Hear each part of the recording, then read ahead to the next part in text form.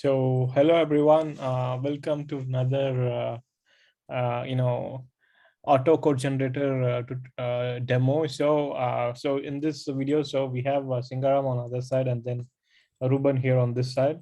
So we will actually try to build an inventory management system backend. So basically, we'll just build an API for inventory management system.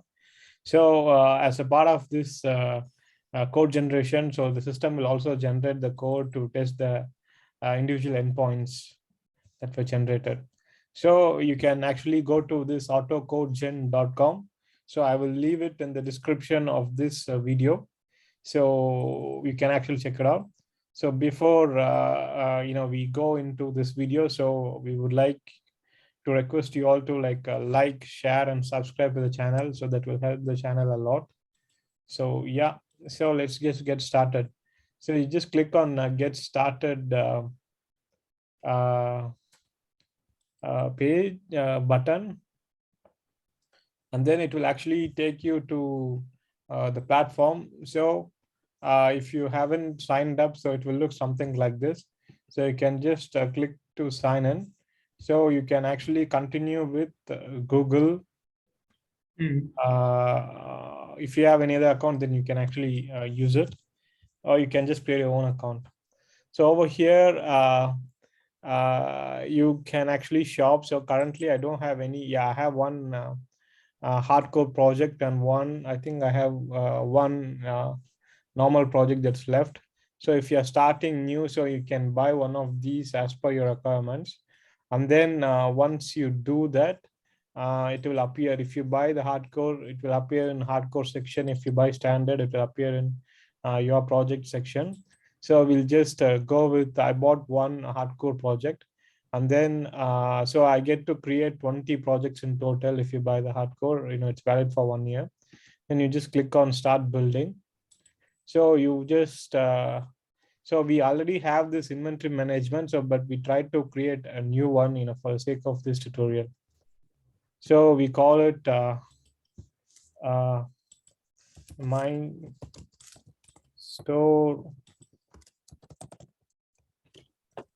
inventory management. So just click on create. So we don't have any MongoDB URL for now. So we just use a placeholder, just call it placeholder URL.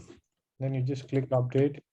And then you enter the schema name. So we call it inventory manager. Then add a new field. So we call it item name. So it will be called, it will be string type. And then should it be unique? No, it doesn't have to be. And then is it required? Yes, it's required. And we add. So, and then we item quantity. So it should be number. And then it doesn't have to be unique. It's required true. And then item location. So where it is actually located. So it should be string. Should it be unique? No. Is it required? True. And then we just give it a unique ID. So item ID. So it will be string. Should it be unique? Yes, it should be unique. Is it required? True. Yes, it's required. Add. So now we do the manage get using the ID, manage update using the ID, manage delete using the ID. And then you just click on this project, and then you just click on generate code. So and then you just wait for some time, so it will generate. So now you just click here, download generated code. So it will actually our project is ready. So it's less than 2 minutes, and then we already generated a backend. So now what I'm going to do is I'm going to open this generated code in VS Studio, VS Code basically. So just give me a second. I will unzip it and then I will drag and drop it here. And then I will stop sharing this guy. And then I will share my other screen. So, which is this one. So, Singaram, let me know if you can see my other screen. Yeah, I can. So now I've actually opened the downloaded file. So now I just click trust, and then we open our index.js. So this is where we have this is the main entry point for our app. So by default, it comes with the user management system. So which helps us to manage the user and secure the endpoint, generate authentication keys. And then it comes with the inventory manager, which we defined it in schema. So if we look into our router, so these all are router for each of the operations that we want to perform on the database. So and then this is the middleware that takes care of the authentication, and this is where the actual DB communication happens. The controller file. So here we are actually referencing the schema. So and then using with that, we are actually performing the standard CURD operation. So if you look into the schema, so we have these fields which we just defined. So item name, item quantity, item location, and item ID. So if you look into config db.js, so this is where our placeholder URL is. So we have to give link to one of the MongoDB local database, or it can also be a remote database. So before we do any of those, so I would also share that it also comes with Mocha Chai test functions, so it actually tests out all the endpoints for the router that's been created. So it starts by creating or signing up a dummy user, then it logs in the user, and then it will actually get the authentication token, and then it will use that authentication token in further requests.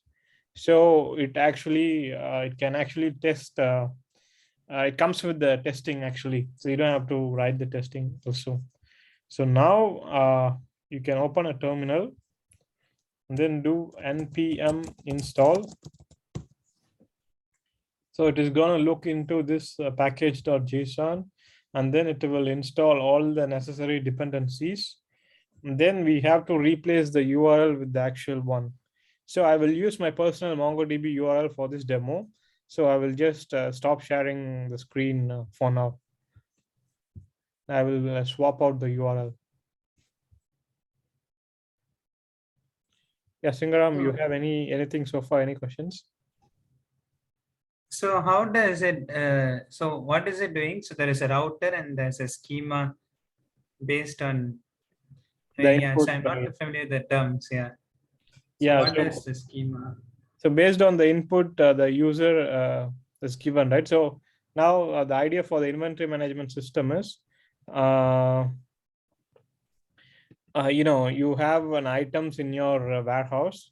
So each item, it's unique by itself, and then you have a certain number of quantities for each of those items.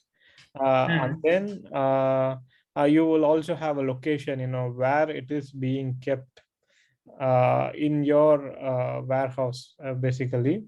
So we have the location field, and then we also have this thing called the unique ID, which acts is unique to each of the unique items that you actually have in your warehouse. So this acts as a unique identifier, and then you can perform the standard read, write, in the sense, CURD operations on those schema. So that database will be located in cloud MongoDB, basically. So the database is called a schema, is it? The structure of the table is called schema. Okay. The structure, yeah. So I actually transferred over my existing URL to this newly created project. So I'm actually good to share my screen again. So just I will share again. So let me know if you guys can see. Yeah. So now you can actually call node index.js, and then the project should be running. So the connection to the database is also successful. So now what we can do is to quickly test the entire system. So we can actually do this by running the test files that's generated for the schema. So now we have to update few things here. So in the post request, so we have to update as per the item's data type. If the item name is called string, right? So we just put some string value inside. So we just call it ABCD.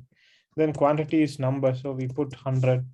Then item location is location 1, and then unique ID. So it will actually generate unique ID at that time, and then it will use it. So we don't have to do anything. And then to update, so we update this as EFGH. Then quantity shall be 500. Item location can be So location. this is another No, this item is that you have. the test Okay, script. okay. Updating means it's already there in the database. Okay. Yes, yes, yes. Whereas So yeah, post is a new one. Okay. yeah. So here in the router, we have these operation, right? Post, get, get Yeah, yeah. all, update, delete. So we have You respective. have to get actually. We have one for get one, and then we have other one for get all. Ah, okay. Yeah. So it actually does the same here. Post, get one, get all, Okay. update one. Yeah, standard. So now we can actually stop the server, and then we can call npm test, then press enter. So this will actually run the test script. Yeah, so actually it's just ran everything. So all the tests actually pass. So what it has currently done is, so it actually created a user with this email and password. So in our system, we actually encrypt the password. So we don't actually save it as a plain password. So this 1234566 will be encrypted, and then it will try to log in. So once the user logs in, they will get this authentication token, and then we use that authentication token to do the post, get one, update one, get all, and delete.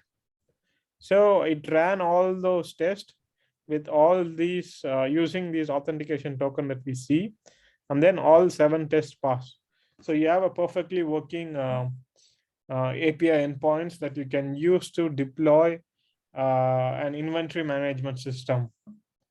Yeah, so that's the thing. So if you want, you can actually immediately deploy this to Azure, but we won't be going into this one. So, but we have an entire system that's actually working. So that's the story of, it tells you how fast the system is, and then we don't have anything currently that's this fast and generating APIs that can get itself up and running immediately, talk to the database. Then it has So it.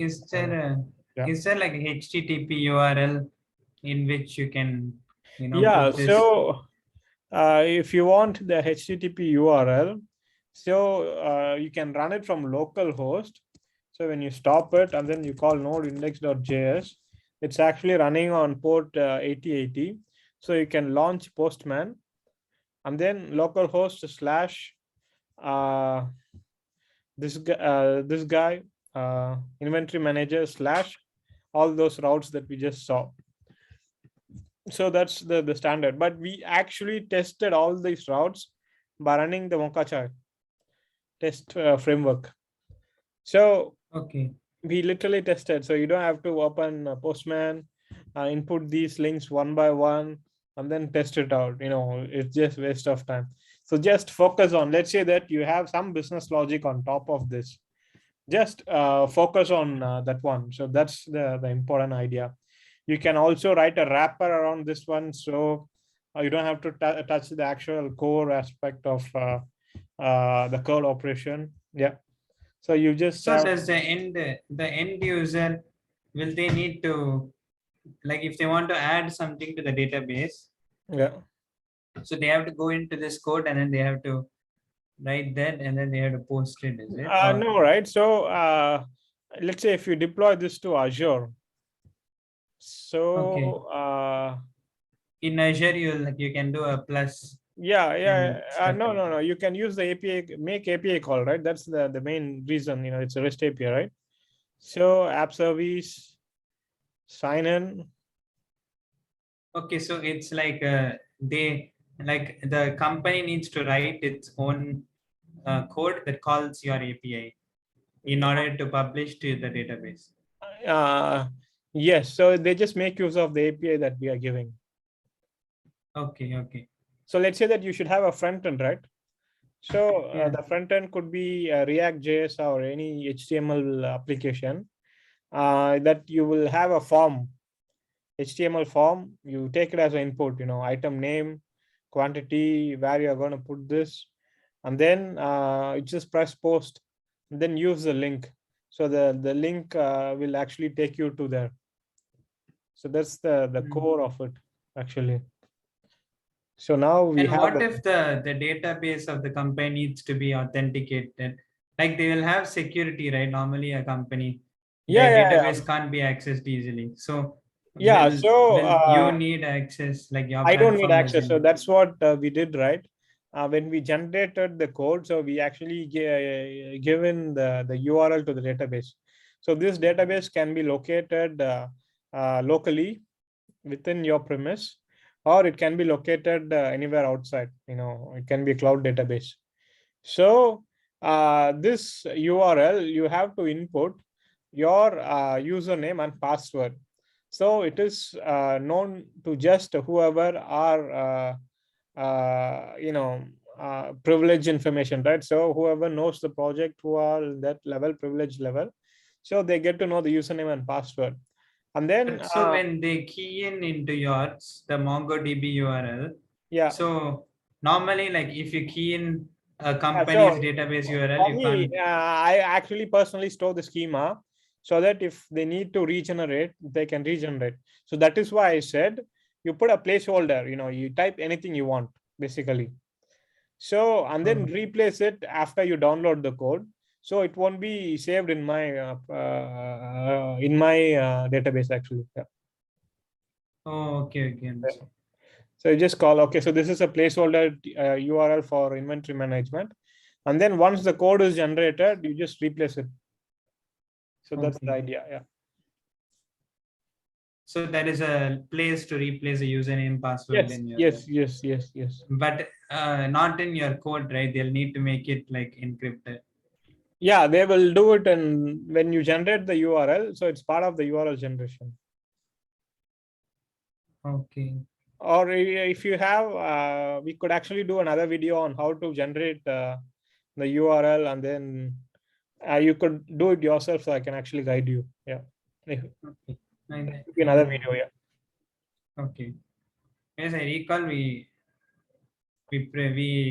for testing we put a stat like a random test username and password, but for actual, like you need to link it to Production. Yeah. the Yeah. Yeah. user management system of Yes. the company. Yeah. So it's fully customizable. Now the code that we have is something like instead of taking a few man days to type it all out, so it auto generates. Let's say you have 10 schema, so you will have 10 files for the controller, 10 files for the router, and 10 testing files. So it will still auto generate in 1 to 2 seconds. So it actually saves that many man days. Software engineer salary is not so cheap, right?